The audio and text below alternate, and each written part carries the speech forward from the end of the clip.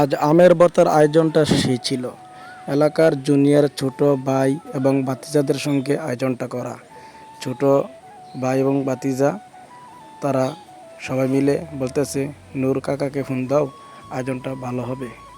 তখন একটি ছোটো ভাই আমাকে ফোন দিয়ে বলতেছে, ভাই আপনি কোথায়? আমরা আমের আয়োজন করে ফেলেছি, আপনি আসেন, একসঙ্গে আমরা আম ভর্তা খাবো। তখন চলে গেলাম, গিয়ে দেখি তারা বলের বেঁধে নিয়ে রেডি। তখন আমি নিজে একটু তাদের সঙ্গে কাটাকাটিতে শেয়ার হলাম। তারপর মরিচ পোড়া থেকে শুরু করে নিজে মরিচগুলো ভাঙতেছি। ভাঙার পর মরিচের গুঁড়া দিচ্ছি, লবণ দিচ্ছি, দেওয়ার পর একসঙ্গে দিয়ে একটু টেস্ট করলাম, অনেক টক। তারপর চিনি দিলাম। চিনি দেওয়ার পর এগুলাকে মাখানোর চেষ্টা করতেছি।